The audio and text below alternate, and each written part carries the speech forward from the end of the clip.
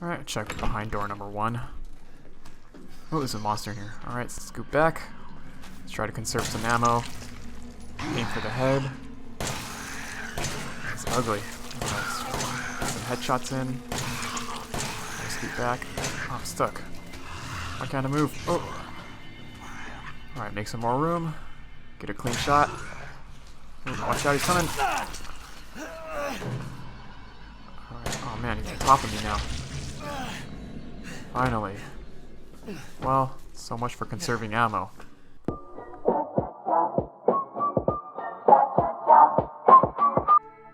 Let me start by saying, Resident Evil 7 is a great game and one of the best in the franchise.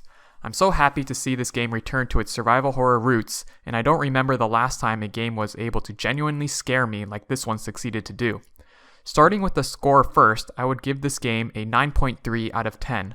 For this review, I wanted to revisit the mainline franchise, so just Resident Evil 1 through 6, and explain why Resident Evil 7 takes the best parts of the past games and still delivers a fresh, exciting, and terrifying new adventure. The first Resident Evil game literally gave me nightmares as a kid. When the original released in 1996, it scared me so much that I had to watch my older brother play as I tried to help on the sidelines. 3 things that stood out in the original game were the controls, the camera, and the puzzles of the game. Notorious for how this game controlled player movement, using the left and right control pad to rotate your character, this added to my fear and anxiety as I had to avoid zombies or to make enough room to safely kill them. The fixed cameras were also used extremely effectively to create a sense of dread, not knowing what was further down a corridor or just around the next corner. I'll never forget the first zombie you encounter in Resident Evil, which has to be one of the most memorable scenes in gaming history. While both of these aspects of Resident Evil are improved by the newest installment, a fundamental aspect of Resident Evil that is still present in Resident Evil 7 are the puzzles. There is an amazing sequence where you are trapped in a room that is definitely a highlight of the new game. While most involve finding keys or objects needed to access new areas, it is very reminiscent of prior games in the franchise. It brought back my fondness for Metroidvania-style games with a sense of exploration where you often revisit areas of the map once you find new items necessary to progress further. The first-person view was something that I didn't expect I would enjoy as much as I did. I originally thought the game was a gimmick to sell the PlayStation VR, but the new perspective works perfectly for the game.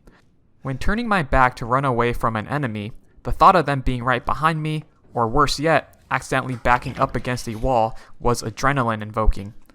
I loved how the game's setting is inside the confines of a house, another thing that the new game uses from the original. Trying to avoid enemies in the limited space, and knowing that the house's residents are never far away added to the survival aspects of the game. The first Resident Evil, also known as Biohazard in Japan, was a huge success in Japan and America, so a sequel followed in 1998. Resident Evil 2 took the same formula that made Resident Evil 1 successful and did it again on a larger scale. The setting changed from the mansion to the streets of Raccoon City, and changed the protagonist from Jill or Chris to rookie police officer Leon Kennedy or Claire Redfield, sister of Chris. The mainline series has focused on these 4 characters, where the secondary cast has grown dramatically. Resident Evil 7, as a way to reinvigorate the franchise, chose to add a completely new character named Ethan that the story is told from. At the same time, it does not throw away all the lore the previous games have developed. It's not until the 3rd act of the story that connections are made to the previous Resident Evil universe. This is great for newcomers of the series while also paying homage to the fans and those that have played most of the games in the franchise. With Resident Evil 2 being another huge success, another sequel, Resident Evil 3 Nemesis, was released the following year in 1999. While the game tried to improve upon the last game by adding new mechanics such as dodging and quick turning and bringing back fan favorite Jill Valentine, Resident Evil 3 started to feel that the series may have started losing steam. The Nemesis was a huge tyrant-like figure which was usually the boss of the previous games, but the Nemesis showed up at the beginning of the story and the only thing you could do was run. By this point in the series, you can tell the developers were trying to make the game more action-focused, incorporating new weapons and enemies. Resident Evil 7 captures the same sense of dread and caution as you explore the Baker's home. Papa and Mama Baker will spring out of nowhere, and since you cannot kill them, your only option is to run or hope they don't see you as you move around them. While there were several other Resident Evil titles after Resident Evil 3, the next mainline game was Resident Evil 4, released several years later in early 2005 on the GameCube. It retired the dated controls, camera, and pre-rendered environments, and Resident Evil 4 set the tone for the new generation of Resident Evil games to come, with its pros and cons. The game brought back Leon Kennedy, who is sent on a mission to rescue the president's daughter who has been kidnapped by a cult in a small Spanish town. The game was action-packed, fast-paced, and I agree that it was one of the best Resident Evil games to date.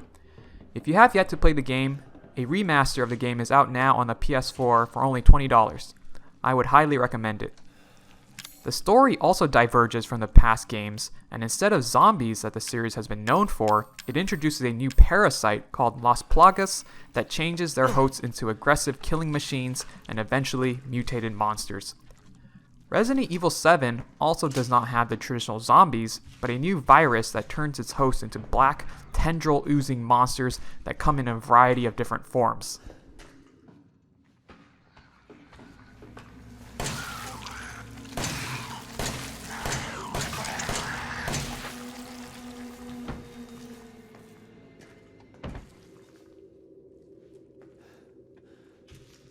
Up next, Resident Evil 5 puts you back in the shoes of Chris Redfield, who is now a part of some kind of special bioterrorism task force in charge of investigating an African town after people have started going crazy there.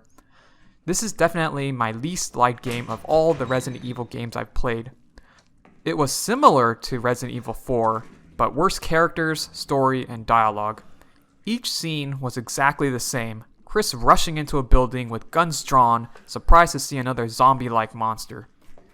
It took the action of Resident Evil 4 and tried to make it even more action-focused by throwing more enemies at you at once. It didn't have any survival horror elements, and I felt the developers were trying to make everything feel badass. The convoluted story and plot twists were a far departure from where the series began. Needless to say, I was disappointed, and honestly lost hope in the franchise at this point, and I wouldn't waste time playing Resident Evil 5. The news gets even worse.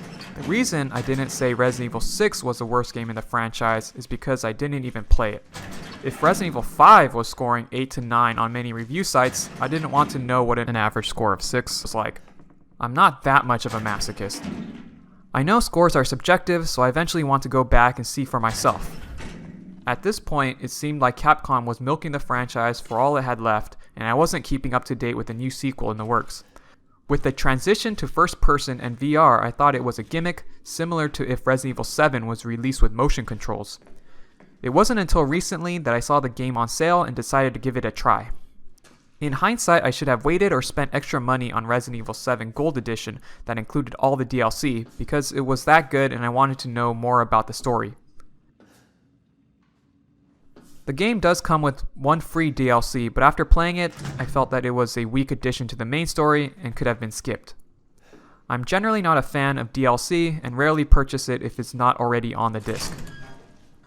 Back to my general impressions of Resident Evil 7.